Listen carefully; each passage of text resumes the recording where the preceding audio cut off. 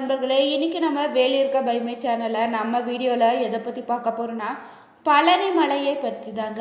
பழனி முருகனுடைய அறுபடை வீடுகளில் ஒன்றாக இருக்குது.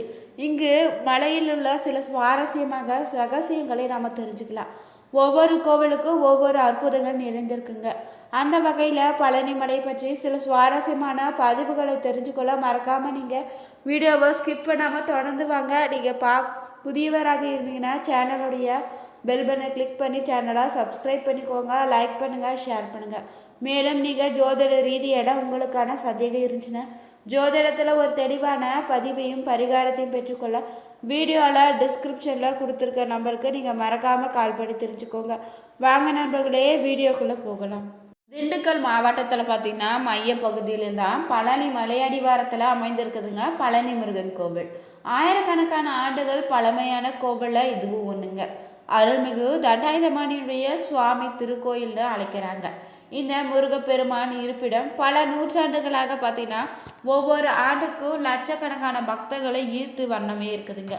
பழனி முருகன் கோவில் பற்றி சில சுவாரஸ்யங்கள் பார்த்தீங்கன்னா போகர் பார்த்தீங்கன்னா கோயில் வளாகத்திலேயே ஜீவ சமாதி அடைஞ்சிருக்காரு.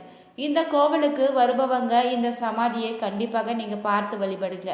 கோயிலுடைய தென்மேற்கு நடைபாதையில் போகருக்கு அர்ப்பணிக்கப்பட்ட ஒரு புனித ஆலயமும் அமைச்சிருக்காங்க. புராணத்தின்படி பார்த்தீங்கன்னா இந்த ஆலயம்தான் மலையின் ஆழத்தில் உள்ள ஒரு குகையுடன் நிலத்தடி சுரங்கப்பாதை வழியாக இணைக்கப்பட்டுள்ளதாகவும் சொல்கிறாங்க. போகர் இன்னுமே தியானத்தில் ஈடுபட்டு முருகனுடைய 8 சிலைகளால் சூழப்பட்ட இந்த குகையில் விழிப்புடன் இருப்பதாகவும் சொல்வாங்க. பழனி கோவிலுக்கு சேர மன்னருக்கு தொடர்புடைய ஒரு சுவாரஸ்யமான இன்னொரு தகவலும் சொல்லப்படுதுங்க. மன்னர் பழனி மலைகளை சுற்றி பார்க்க சென்றபோது தான் முருகப்பெருமான் அவரது கனவுல தரிசனம் செய்ததாகவும் மலை கோயிலை மீண்டும் கட்டுப்படி மன்னருக்கு அறிவுறுத்தியதாகவும் சொல்லப்படுது. சேர மன்னர் பார்த்தீங்கன்னா மலையின் மேல் சென்று முருகனின் சிலையை உண்மையில கண்டெடுத்திருக்காராம். பழனி தின தலைமுடி காணிக்க செலுத்துவது ரொம்பவே விசேஷங்க. பழனியில தலைமுடியை மொட்டையடிப்பது ஒரு முக்கிய பிரசாதமாக சொல்வாங்க. தலைமுடியை மொட்டையடிப்பதன் மூலம் பக்தர் அகங்காரத்தை நீக்கி ஆன்மீக ஞானத்தை பெறுவதாகவும் சொல்லப்படுது. பல பக்தர்கள் பிறந்த குழந்தைகளினுடைய முதல் மொட்டையடிப்பை இங்கே செய்கிறாங்க. பல பெண்களுக்கு இந்த பிரசாதத்திற்காக இங்கு வராங்க. மேலும் பார்த்தீங்கன்னா பழனி அருள்மிகு தண்டாயுதபாணி திருக்கோயிலில் முருகனுடைய அறுபடை வீடுகளில் ஒன்றாக இருக்குது. முருகனுக்காக அர்ப்பணிக்கப்பட்ட தண்டாயுதபாணி கோயிலில் பழனி ஆண்டவர் அறுபடை வீடுகளில் ஒன்றாக சொல்வாங்க. சிவகிரி என்றழைக்கக்கூடிய மலையின் மீது இந்த கோவில் அமைஞ்சிருக்கு. பழனி முருகன் கோவிலில் பார்த்தீங்கன்னா முதன்மை தெய்வம் தாங்க முருகப்பெருமான். இந்த சிலை மட்டும் நவபாஷானன்னு சொல்லக்கூடிய 9 மூலிகைகளால் ஆயிருக்குது. இந்த சிலையை உருவாக்கிய பெருமை பார்த்தீங்கன்னா 18 சித்தர்களை ஒருவராக இருந்த போகர் சித்தருக்கு சொந்தமானதுங்க. போகர் பற்றின 9 நச்சு பொருட்களை நவபாசான்னு சொல்வோம் இணைத்து தற்போது பழனி முருகன் கோவிலில் வணங்கக்கூடிய முருகனுடைய சிலையின் வடிவத்தில் தெய்வீக மருந்தை உருவாக்கியிருக்காரு. தெய்வத்தின் சிலை இந்த 9 விஷக்கூறுகளில் இணைப்பிலிருந்து வடிவமைக்கப்பட்டதாகவும் நம்புகிறாங்க. இதன் விளைவாக தான் ஒரு குறிப்பிட்ட விகிதத்தில் கலக்கும் போது நித்திய நிவாரணம் கிடைப்பதாகவும் சொல்லப்படுது. முருகன் கோவிலுடைய தல வரலாறு என்னன்னு பார்க்கலாங்க. நாரதர் ஒரு நாள் பார்த்தீங்கன்னா அரிதாக கிடைத்த ஞான பழத்தை சிவனுக்கு சாப்பிட கொடுத்துருக்காரு. அப்போது அருகில் இருந்த பார்வதி தேவிக்கு கொடுக்க இருந்தார். தன்னுடைய மகன்கள் முருகன் விநாயகருக்கு பகிர்ந்து கொடுக்க விரும்பினாளா பார்வதி தேவி. ஆனால் சிவபெருமானோ பார்த்தீங்கன்னா பழத்தை பகிர்ந்தால் அதன் தனித்தன்மை போய்விடுன்னு கூறிட்டாரு. பழத்தை பெற மகன்களுக்கு ஒரு போட்டியும் அறிவித்திருக்காருங்க. உலகத்தை யார் முதல்ல சுற்றி வரார்களோ அவர்களுக்கு தான் இந்த ஞான பழத்தை வழங்க முடிவு செய்திருக்காரு. முருகனோ தன்னுடைய மயில் வாகனத்தை உலகத்தை சுற்றி வர சென்றிருக்காரு.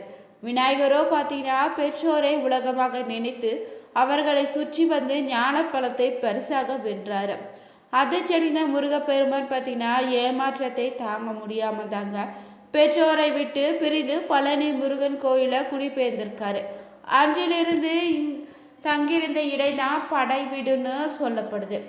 பொதிகை மலையில் தங்கிய அகத்திய முனிவர் தன் சீடனாக இருந்த இடும்பாசுரனை கையிலே சென்று அங்கு முருகனுக்குரிய காந்த மலையில் காணக்கூடிய சிவசக்தி சுரூபமான சிவகிரி சத்திகிரின்னு சொல்லக்கூடிய இரு சிகரங்களையுமே தனது வழிபாட்டுக்காக கொண்டு வரும்படி பணிந்திருக்காராம்.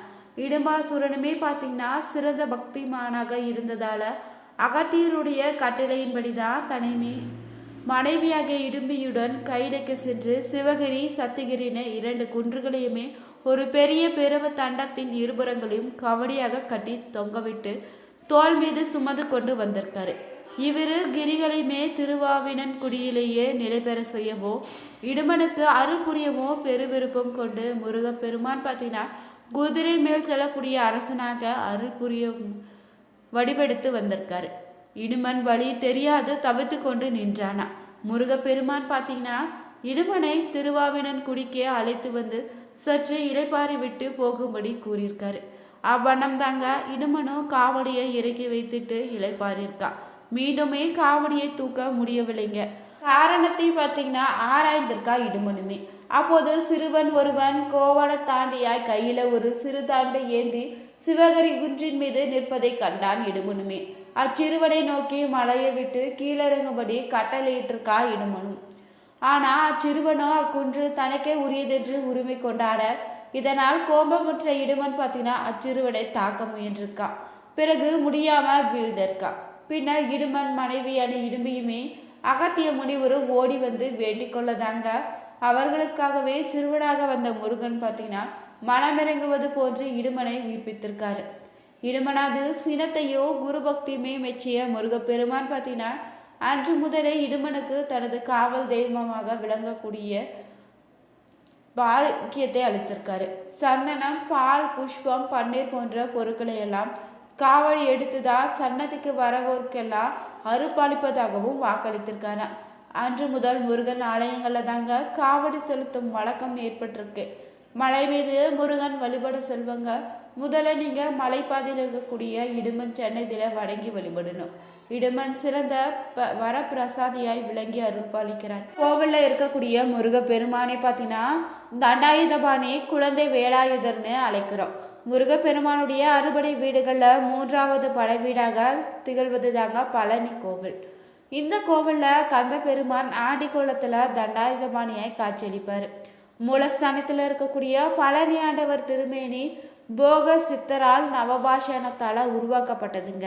இதனால் மூலவர் மீது அபிஷேகம் செய்யப்பட்ட பொருட்கள் எல்லா நோய்களையும் குணப்படுத்தக்கூடிய வல்லமை மிக்கதாக இருக்குது. மலைகளில் மருந்து கிடைப்பது இயற்கை. ஆனால் ஒரு மலையே மருந்தாய் அமைந்து அபூர்வம்தான். அந்த அபூர்வ மலையை திருஆவினன்குடின்னு பழனின்னு சொல்லுவாங்க. பழனி மலையில பெயராகும் பழனி மலையும் மலையடிவாரத்தில் இருக்கக்கூடிய திருஆவினன்குடி தலத்தை உள்ளிட்ட நகருமே பழனின்னு சொல்லுவாங்க. இங்குள்ள முருகர் பார்த்தீங்கன்னா நவபாஷணத்தால போகரால் செய்யப்பட்டதுங்க. போகர் பார்த்தீங்கன்னா பழனி மலையில கடும் தவத்தில் இருக்கும்போது தான் முருகப்பெருமா அவர் முன்னாடி காட்சியளித்து பழனி மலையில தன்னை மூலவராக வடிவமைத்து விக்கிரகத்தை செய்து அதை எப்படி பிரதிஷ்டை செய்ய வேண்டும்னு கூறி காரிய சக்தி உபாயத்தையும் சொல்லி மறைந்திருக்காரு. இந்த நவபாஷண சிலையை வடிப்பதற்கு போகர் எடுத்துக்கொண்ட காலம் மட்டும் 9 ஆண்டுகளாங்க. 4000க்கும் மேற்பட்ட மூலிகைகளை கலந்து இந்த நவபாஷண சிலை செய்யப்பட்டிருக்கு. 81 சித்தர்கள் பார்த்தீங்கன்னா போகரினுடைய வழிகாட்டுதலின்படி தாங்க நவபாஷண சிலை செய்யும் பணியில் உதவிருக்காங்க. இந்த நவபாஷண சிலை செய்யும் காலத்தின் இயற்கை தன்னுடைய சீற்றத்தை குறைத்து கொண்டு சிலை செய்ய ஏற்றாற்போல் சூழ்நிலை அமைத்து சித்தர்களுக்கும் உதவி செய்திருக்கு. தண்டாயுதபாணி விக்கிரகம் எப்பொழுதுமே பார்த்தீங்கன்னா மிகுந்த சூடாக தாங்க இருக்குமா. அதனால் இரவு முழுவதுமே பார்த்தீங்கன்னா அந்த விக்கிரகத்திலிருந்து நீர் வெளிப்படுதுங்க. இந்த நீர் தாங்க அபிஷேக தீர்த்தத்துடன் கலந்து காலை அபிஷேகம் நடக்கும்போது அங்கே இருக்கக்கூடிய பக்தர்களுக்கு பிரசாதமாக விநியோகம் செய்கிறாங்க. ஒரு நாளைக்கு 6 முறை தண்டாயுதபாணியுடைய அபிஷேகம் அலங்காரம் செய்யப்படுது. இது 5 முதல் 7 நிமிடத்துக்குள்ள முடித்து விடுவாங்க. அபிஷேகம் முடிந்து அலங்காரம் செய்துட்டாங்கன்னா பின்னர் அடுத்த அபிஷேகம் வரை மாலை சாற்றுவதோ பூக்களால் அர்ச்சனை செய்வதோ கிடையாதுங்க. இரவில் முருகன் மார்பல மட்டும் வட்ட வடிவில் சந்தன காப்பு சாத்தப்படுது. பின்னர் பார்த்தீங்கன்னா கான், மூக்கு, வாய், தோல், கை, விரல்கள்னு மிக அற்புதமாக உளியால் செதுக்கப்பட்டது போல தெளிவாக முருகனுடைய சிலை அமைஞ்சிருக்கு. பழனிமலைக்கு செல்லக்கூடிய வழியில இடுமன் சன்னதி இருக்குது. இடுமனுக்கு அதிகாலை முதல்ல பூஜைகள் செய்யப்பட்ட பிறகுதாங்க மலை மீது வீற்றிருக்கக்கூடிய முருகப்பெருமானுக்கு பூஜைகள் நடத்தப்படுது. உங்களுக்கு பிடிச்சிருந்தா லைக் பண்ணுங்கள், ஷேர் பண்ணுங்கள், கமெண்ட் பண்ணுங்கள். மறக்காமல் பழனி தண்டாயுதபாணி போற்றி என கமெண்ட் பாக்ஸில் பதிவிடுங்க. அனைவருக்கும் நன்றி நண்பர்களே.